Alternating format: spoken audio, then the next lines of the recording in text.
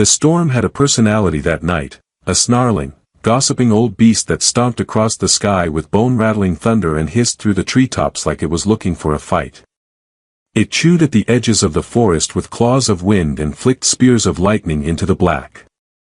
Cade watched from the window, cradling a mug of synthebrew that tasted vaguely like burnt leather and regret. He didn't mind the weather. Out here, at the edge of the known map, weather meant privacy. And privacy meant no one asking questions he didn't want to answer.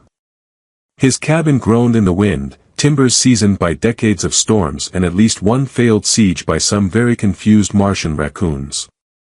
The radio, predictably, remained dead, a rectangular corpse on the shelf, humming faintly with residual static but offering no company beyond occasional rude squawks.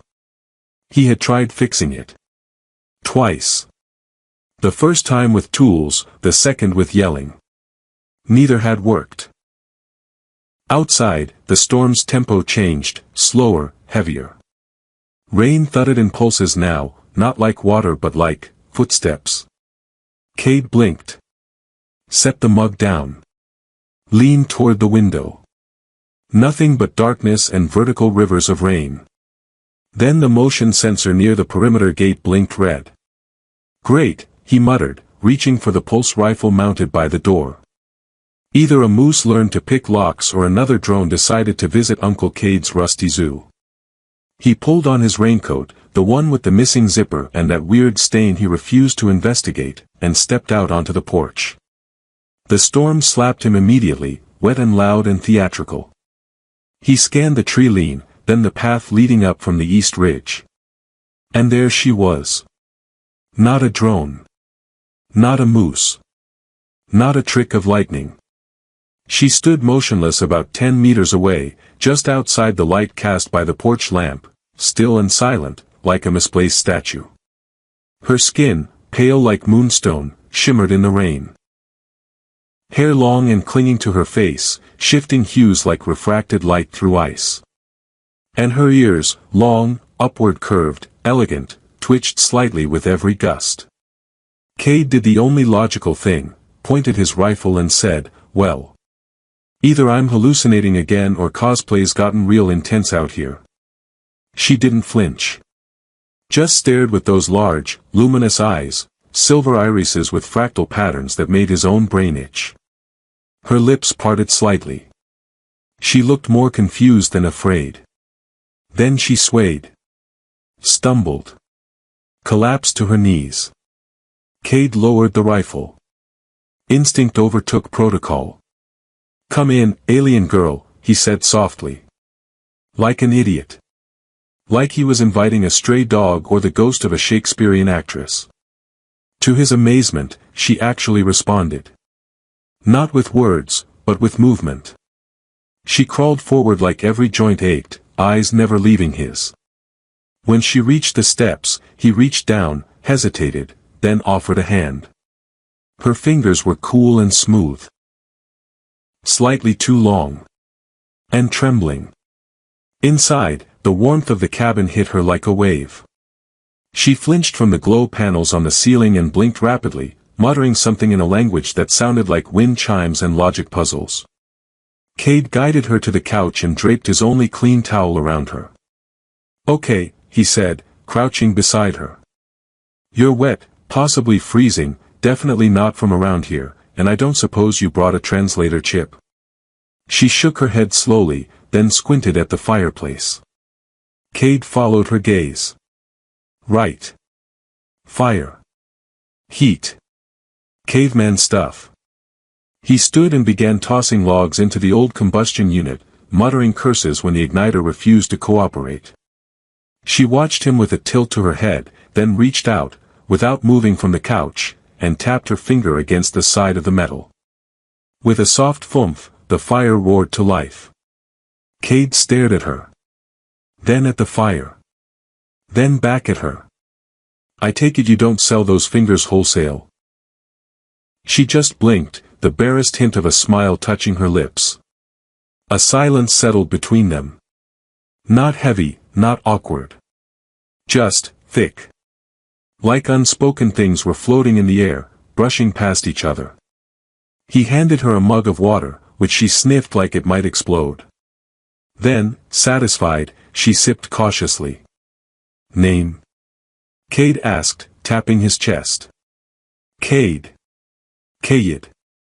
She stared at him, then touched her own chest. Ayla, she said, the word lilting, like a note on a crystal string. Ayla, he repeated. Well, welcome to my humble disaster. Population, 1.5, now. She looked around the room, at the shelves full of broken tech, the cracked solar converter parts, the battered couch. She seemed unimpressed. Or possibly deeply confused by the decorative squirrel skull on the mantelpiece. He took a deep breath. Okay, let's go through the checklist. Are you injured? She shook her head. Being chased. Her lips tightened. A small nod. Cade's stomach dropped a little. By. What? Who? She looked toward the window. Then whispered, they listen. Cade blinked. Okay. Creepy, vague, and ominous. Classic alien starter pack. She didn't laugh. But her eyes flicked to his, as if gauging something deeper than humor. Maybe trust. He stood, walked over to the now humming radio, and raised an eyebrow. Funny thing, he said. This thing's been dead for a month. You touch it, and it purrs back to life like a spoiled cat. Got any other tricks, Ayla? She tilted her head again. The lights flickered once. Then steadied. Cade exhaled slowly. Right. Cool. Totally normal evening. I'm sure this is all fine. The storm outside grew louder. But inside, the air had shifted. The cabin no longer felt like a fortress against the world, but the quiet beginning of something stranger. And somehow, Cade knew, the moment he said come in, the world had turned a corner. Whether toward salvation or chaos, he couldn't tell. Yet. Morning came in shades of blue and steam. The storm had calmed, but not quit. Outside the cabin, the sky simmered in low thunder, and mist coiled between the trees like breath too stubborn to leave the lungs of the forest. Cade stood at the window, scratching at the 3-day beard that had, against all odds, grown into a 4-day beard. Behind him, the kettle whistled like an angry bird. Ayla was on the couch, cocooned in a patchwork quilt that used to be a flag from the Martian Union protests. She sat motionless except for her ears, which flicked every now and then as if tuning into some invisible frequency. Her silver eyes tracked him across the room with mild interest, like he was a mildly amusing educational video about primitive life. He handed her a mug. This is tea. Not poison. At least not on purpose. She sniffed it with caution and curiosity, then sipped. Her face did something. A grimace? A wince? It was hard to read her expression, but her ears drooped slightly. Okay, rude, Cade said. That's a perfectly respectable blend of dandelion and freeze-dried orange peel. Some people pay credits for that. Bitter, she said, softly. Her Terran was still strange, clipped, hesitant, but somehow musical. Yeah, well, so is life. You'll get used to it. She tilted her head at that, the way a cat might if it were contemplating sarcasm as a foreign concept. Cade sat on the opposite chair, elbows on his knees. So. Let's take this slow. You don't have to tell me where you're from. But maybe help me understand what you're doing on a wet, mostly abandoned backwater planet in a body that looks like it walked out of a fantasy VR game. Ayla thought for a long time, watching steam curl from her mug like it was a puzzle. Then she said, I left. He waited. Nothing followed. You left what? She looked at him. Not just at him, into him. It was like her eyes were multi-layered, some kind of hyper-aware sensory array disguised as pupils. He tried not to squirm. Everything, she said. They don't like that. Cade scratched his neck. Yeah. I left too. Not everything, but close enough. Family. Corporate lab. A very enthusiastic fiancé with 3 pet drones and a suspicious number of accidental fires around my house. Ayla blinked. Slowly. Then said, "You are strange. I'm not the one who turned on my radio by sneezing at it." "I did not sneeze," she replied, affronted. "Well, it looked like a sneeze. A very elegant, mystical sneeze." She narrowed her eyes. "It was harmonization." Cade grinned. "Harmonization. Got it. Fancy sneezing. A quiet beat." Then, just barely, Ayla smiled. It was small, fragile, like a baby star learning to burn, but it was real. It hit Cade in the chest harder than he'd expected. She set down her tea and stood. Barefoot, pale, and tall, she moved through the room as if mapping it with unseen sensors. Her long fingers grazed the surface of his cluttered shelves. She paused at a dusty globe of Titan and spun it once. "You have many artifacts," she said. "Yeah, well, I'm a collector of junk. Some people collect stamps. I collect old regrets and broken tech." She touched a cracked VR headset. "This is broken." Cade chuckled. "A lot of things are." Suddenly, the lights flickered. Once. Twice. Then stabilized. He frowned. "That's not supposed to happen." Ayla looked toward the window. Her ears stiffened, like antennae picking up a rogue signal. "They're looking," she whispered. "Who's they?" She walked back toward the couch, tension in her shoulders now. "The listening ones." Cade exhaled. "Okay. We're officially past the comfort zone of morning banter." "Who are they, exactly?" "Ex-boyfriends. Galactic cops. Cult of interstellar audiophiles." "They are wrong," she said, struggling for words. "They forgot who we are. What we were meant to be. They harvest thought. Compress meaning. No more wonder. Only signals. Control. So. They're like a hyper-advanced telecom monopoly with emotional problems." Ayla blinked. "Yes. That was a joke." "I know. Still yes." The humor drained a little from Cade's face. "So they're after you. Because you left them." "Because I remember." Cade looked at her, this tall, strange being wrapped in a rebellion of instincts and half-spoken truths. "Remember what?" She looked out the window again. "What it means to feel." Cade rubbed his temples. "Okay. Let's try to put this into manageable chunks. 1. You're not human. 2. You were part of a species. A hive mind. A book club with unusually strong opinions. Convergent species. Each form shaped by choice. We were once, many. Then fewer. Then nodes. Then machines. And you bailed.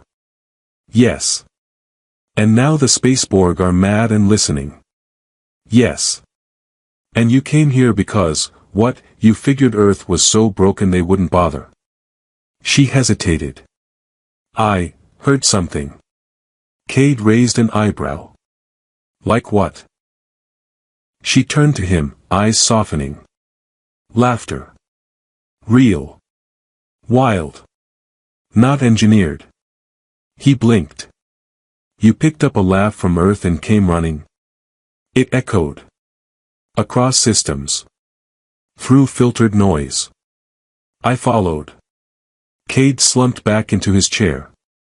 "You fled a sterile galaxy-wide consciousness because someone here laughed like an idiot." She nodded. "That, honestly sounds like Earth." The lights flickered again. Cade stood. "Okay. If they're listening, we need to assume they can trace you. Or me. Or both." The storm probably scrambled them last night, but it won't last. We've got maybe hours. Ayla turned toward the corner where his radio now sat, purring faintly.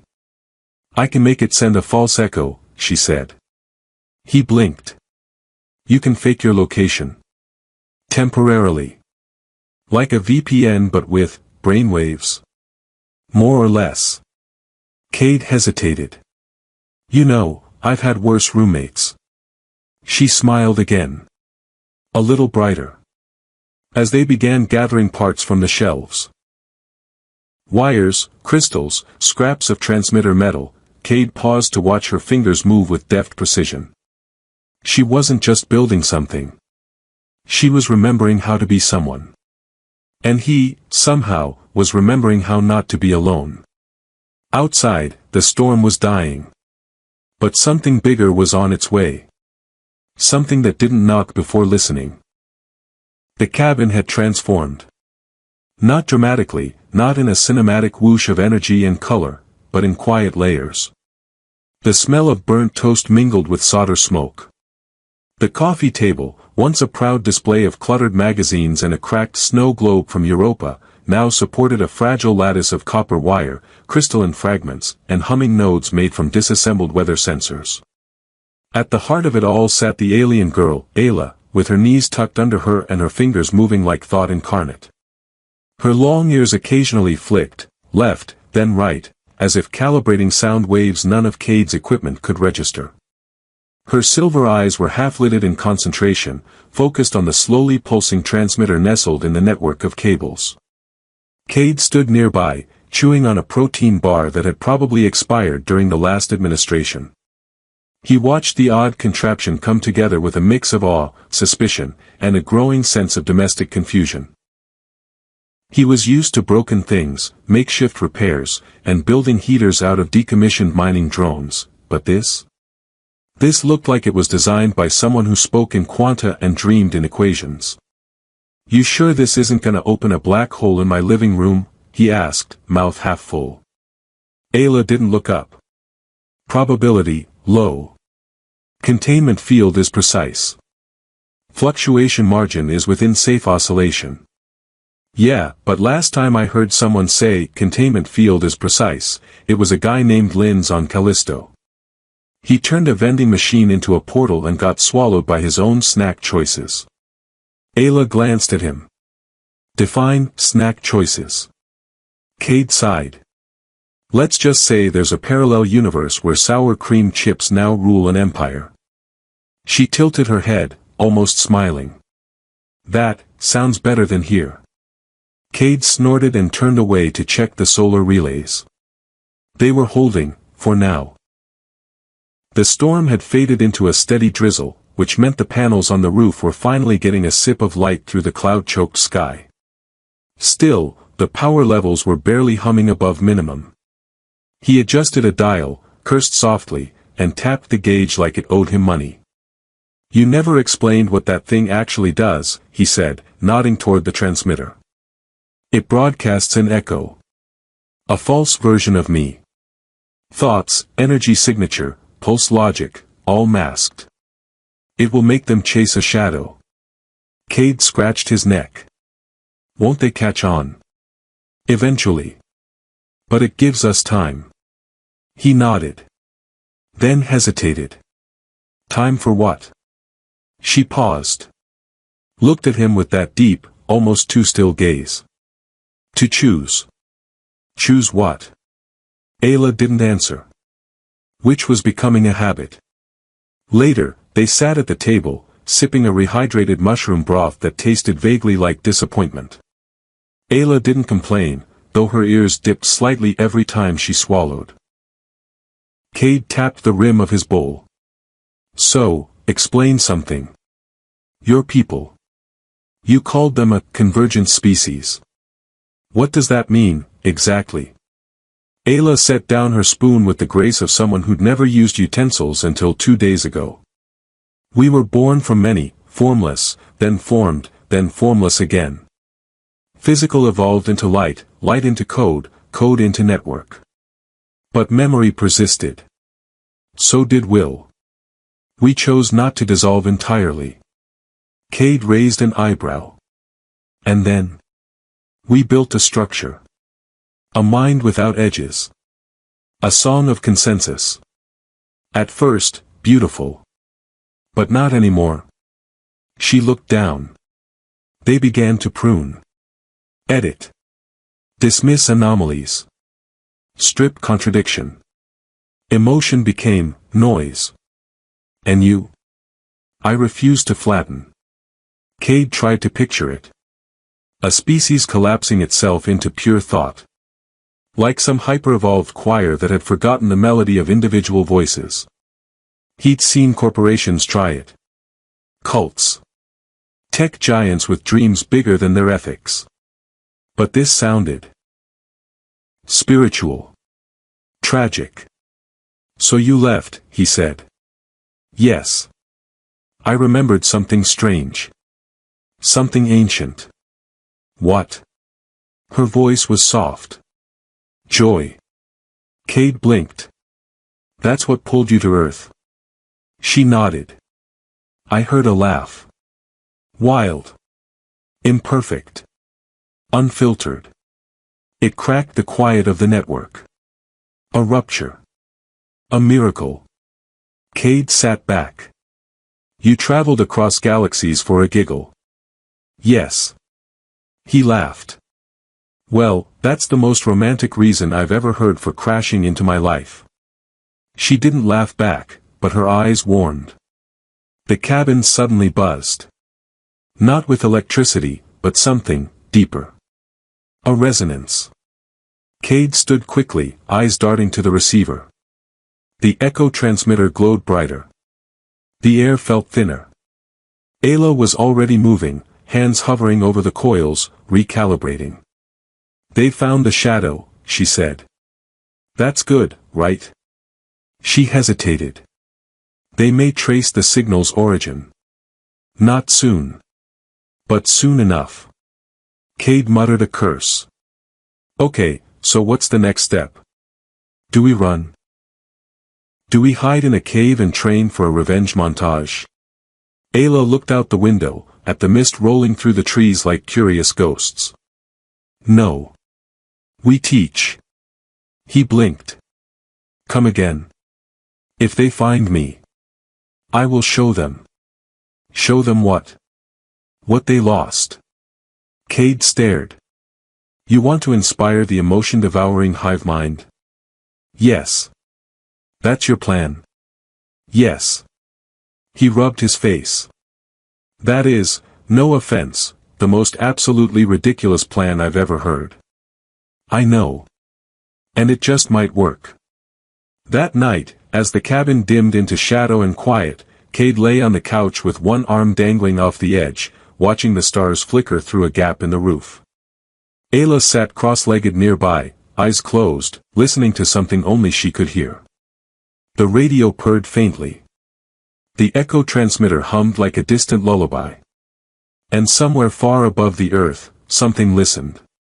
But this time, it wasn't alone. The forest warped at dawn. Not in some metaphorical, poetic way, literally.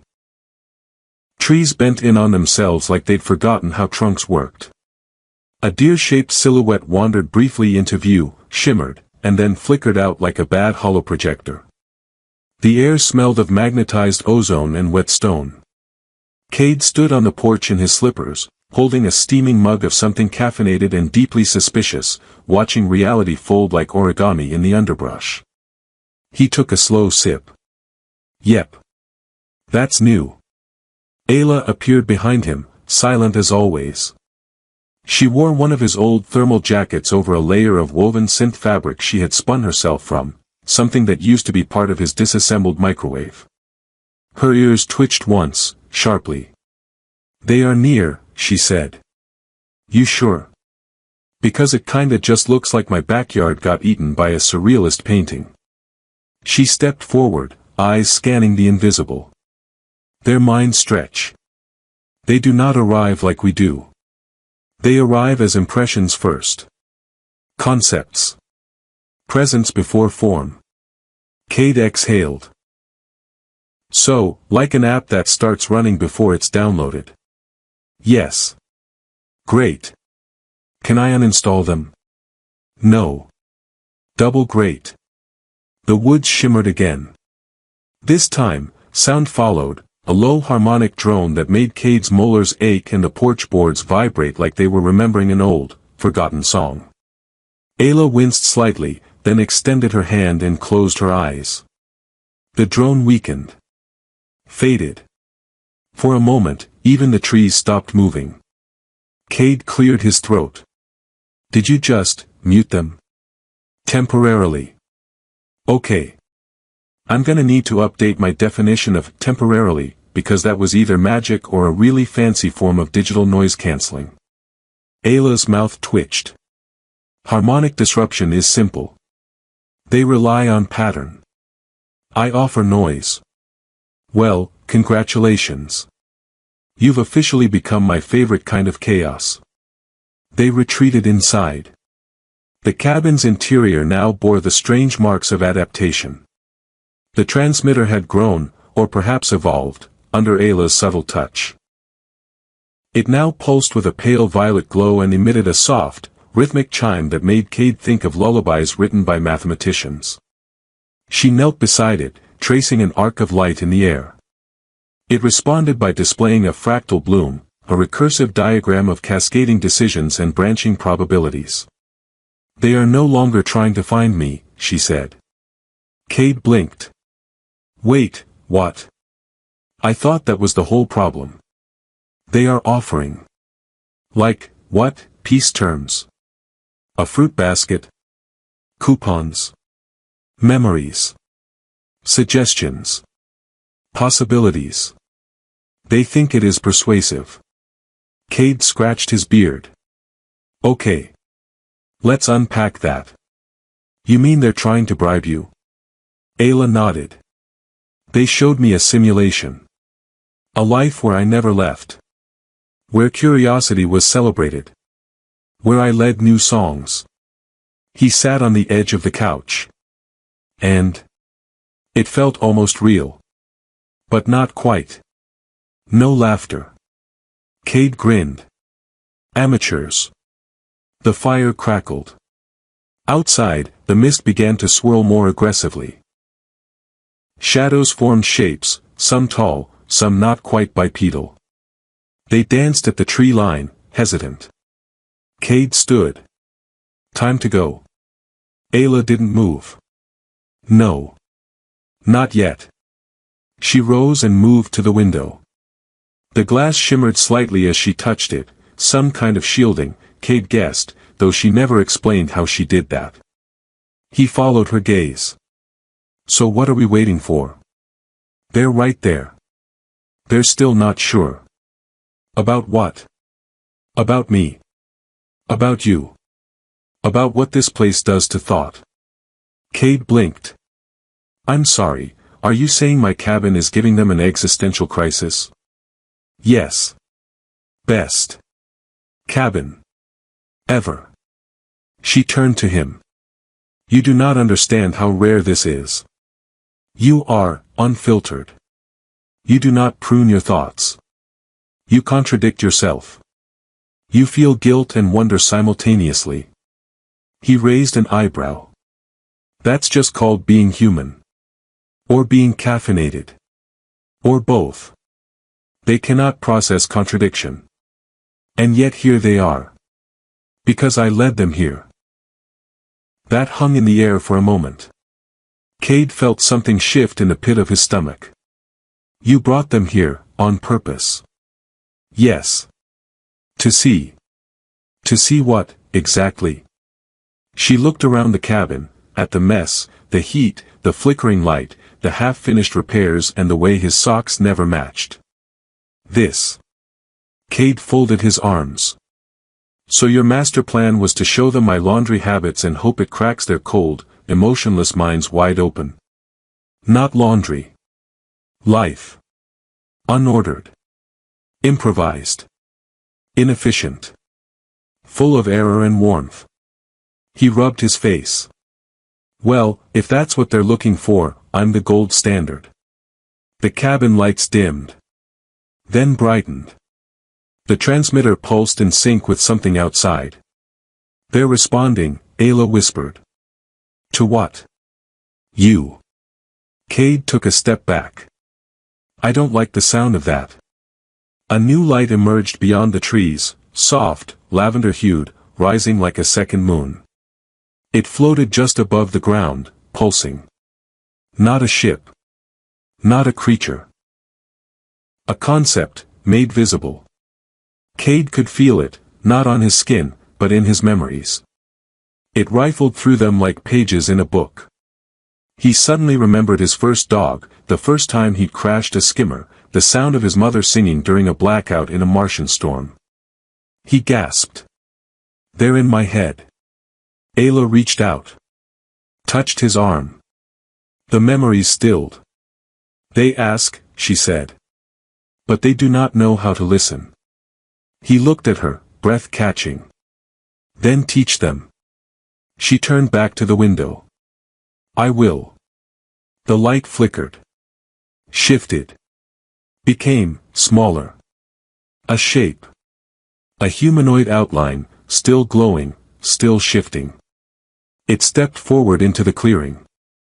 Cade squinted. "Is it trying to look human?" "Yes." "Is it succeeding?" "No." "Better luck next time." Ayla stepped forward. Opened the door. The cold mist surged inward, but she didn't flinch. "I go," she said softly. Cade's voice caught. "Will you come back?" "I don't know." He swallowed. "That's fair." She paused at the threshold. "You laughed." That laugh echoed across light years. "That laugh saved me." Cade shrugged. "Well, I am hilarious." She smiled. Then she stepped into the fog, walking toward the light. The forest didn't twist this time. It waited. And Cade waited too. Cade had never been great at waiting. Not when it mattered. He could wait for toast. For fuel shipments. For bureaucratic void certifications that took months to arrive and always had his name spelled Cade Smith instead of Smith. But when it came to people, real, breathing people, he didn't wait well. So when Ayla stepped into the fog with the listening ones, and the light swallowed her like a sigh, he did what any emotionally confused, possibly outmatched, undercaffeinated Earth recluse would do. He reorganized his tools. The cabin's interior had become eerily quiet. Not peaceful, not silent, just waiting. The transmitter still hummed faintly, as though remembering her touch. The fire had burned low but not out. Outside, the sky was dimmer than it should be, as if reality itself was trying to squint through a memory. He tried the radio. Static. Not the comforting kind. This was sharp static, like distant whispers wrapped in foil and fed through a language filter that didn't want to work overtime. He tried pacing. That didn't help either. Every step just reminded him of the fact that there were exactly 7 creaky floorboards in the main room. 7. He'd never counted before. Now he couldn't unhear them. Eventually, he slumped onto the couch, staring at the ceiling. "I'm not building an emotional connection with the furniture," he muttered aloud. "This is just survival. Emotional survival. Couch-based coping mechanisms are a thing." The ceiling didn't respond. Typical. 3 hours passed. Then 5. Then 8. At some point, Cade found himself outside again, sitting on the porch with a mug of reheated tea that tasted like betrayal and weak herbs. He stared into the woods, now fogless and still. The strange light had faded, and reality seemed, disappointingly, normal. And then he heard it. Not a sound. A non-sound. A sudden absence. A pop of quiet, like a hole punched in silence. He stood. The trees rustled. And she walked out. Ayla looked different. Not in body, still tall, still silver-eyed, still long-eared and alien in the gentlest possible way. But something behind her eyes had shifted. Something had opened. She moved like a woman who'd been holding her breath for centuries and had just remembered how to inhale. Cade blinked. So, you're not a misprojection or a decoy made out of sentiment and photons? She stepped onto the porch. You say strange things. He exhaled in relief and grinned. You missed me. I did. I knew it. I'm extremely missable. She smiled, and this time it reached all the way up into her ears. Literally, they did this little wiggle thing that Cade decided not to comment on in case it was culturally significant. He gestured inside. Tea. Toast. Existential crisis recap. Toast, she said immediately. They sat in the cabin's soft glow, warmth returning to both air and conversation. Ayla nibbled cautiously on the toast, having finally accepted that Earth bread was a chaotic gamble, sometimes delightful, sometimes like chewing on dry bark. Cade watched her for a long moment. So, what happened out there? She didn't answer at first. She set the toast down. Ran her fingers along the edge of the table, like tracing a thought. They tried to understand, she said. And for the first time, they couldn't. That sounds like a you problem for them. They showed me endless simulations. 1,000 variations of me. Me as architect. Me as servant. Me as silence. Wow. Real flattering. They wanted to remind me of my origin. My debt. Cade scoffed. I've had credit collectors less aggressive. They showed me futures where I led them. Beautiful. Clean. Perfect. He leaned forward. And? She looked up, eyes bright and strange. I laughed. He blinked. Wait. You laughed. Laughter is unstable. It disrupted the simulation. Collapsed the rendering. Cade couldn't help it, he laughed too. You crashed their psychic software with a giggle fit? Yes. It cascaded. They panicked. That's the most beautiful thing I've ever heard. She tilted her head. Some of them fled. Others tried to adapt. Mimic, one approached me. It tried to smile. The wrong number of teeth, but the intention was honest. Cade winced. Ugh. Creepy but hopeful. They left. Not in defeat. In confusion. They don't know how to process what I carry now. Which is? She tapped her chest. Imperfection. Joy. Choice. It's not just mine anymore. Cade let the words settle in the room. You're like patient zero for emotional rebellion. She nodded. Infectious, aren't I? He raised his mug in toast. To the most contagious laugh in the galaxy. They sat in comfortable quiet for a while, the kind that happens when no one needs to explain why they feel better just sitting near someone who stayed. Outside, the trees were still again. Normal. Boring. Inside, something had changed. Ayla turned to him. I don't think they're done. Not really. I figured. But they'll come slower next time. Gentler, maybe. He nodded. And when they do? She smiled. We'll make them tea. 2 weeks passed. The forest didn't twist. The sky remained sky-colored. Time, oddly, remembered how to move in a straight line again. Cade noticed because things stopped flickering. The transmitter had gone quiet. Not dead, just resting.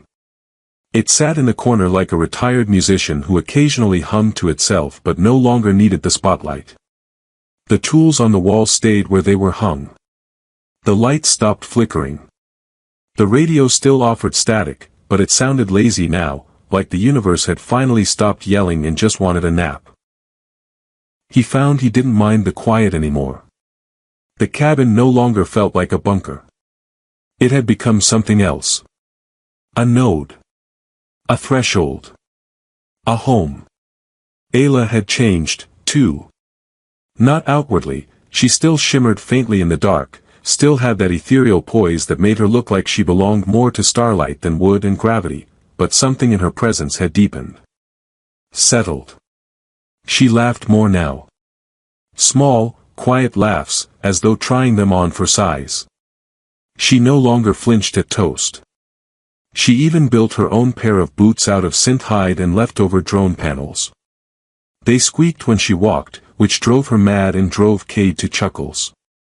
One evening, while the fire whispered and the air smelled like pine and old books, she stood at the window again.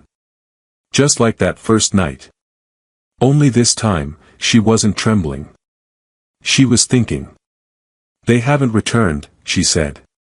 Cade, curled up in the chair with his 6th cup of tea that week, nodded. Maybe they're still trying to figure out how to make that smile look less predatory. She turned toward him. I think they're listening, now. Really listening. He raised a brow. To what? To us. He thought about that. About Earth, loud, unruly, beautiful Earth, and its mess of broadcasts, sitcoms, late-night static, old love songs, emergency beacons, pirate radio, and arguments between people who still thought flat was a valid shape for a planet. If the listening ones were out there, tuning in, well, they were in for a surprise buffet of contradictions. Cade smiled. Hope they like reruns. Ayla crossed the room slowly. Her movement was still unhurried, still like she walked between moments rather than inside them. She knelt beside the table and tapped one of the receiver coils. It buzzed softly in response. I think. I'm ready, she said. Ready for what? To stay. He blinked. You mean, here? On Earth? She nodded. Here. With you. Not as a guest. As something else. Cade tried not to choke on his tea. You know I don't even own a spare toothbrush, right? Her smile deepened. I'm serious. I know, he said, setting the mug down. This isn't exactly a romantic space station. I've got 2 chairs, a heating unit that sulks when it rains, and a mouse who's been evading me for 3 years. I like the mouse. Of course you do. She sat across from him. Her long ears twitched once, gently. I came here running from silence. From sterilized thought. From a collective that forgot how to feel. And now. Now I know what laughter is. I know what it's like to burn toast. To rebuild something with imperfect hands. To miss someone. Cade looked at her for a long moment. You're saying you're human. I'm saying I understand why you are. Outside, a shooting star crossed the sky. Probably space debris. Possibly an old satellite burning up. Cade watched it until it vanished. So what happens next? He asked. Ayla stood, moved to the transmitter, and opened its core casing. From inside, she retrieved a small sphere of softly glowing crystal, the pulse seed. It pulsed once in her hand, then stilled. We send this, she said. To who? To them. The ones who listened. He stood beside her now, closer than before, unafraid of the edges that made her different. And what's in it? She looked up. Not answers. Not instructions. Just, memory. Of toast.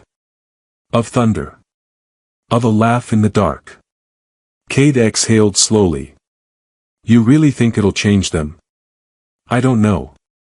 But I know it changed me. They took the seed outside together. No fanfare. No dramatic music. Just the crunch of boots on dirt and the sound of wind in the trees. Ayla held the seed to the sky. It shimmered once, then launched upward in a silent arc of violet light, vanishing between the stars like a whispered truth. The forest held its breath. And then the world resumed. Back inside, Cade poured 2 mugs of tea. He handed one to her and sat, settling into the silence. "I was angry, you know," he said. She looked over. "When you showed up. I didn't realize it at the time. I was angry at the world, at people, at myself. Thought I came here to get away from everything. But maybe I just came here to wait." "For what?" He smiled. "For someone who knew how to break a radio by fixing it." She leaned back, satisfied. "Well. You're welcome." They laughed. The fire crackled.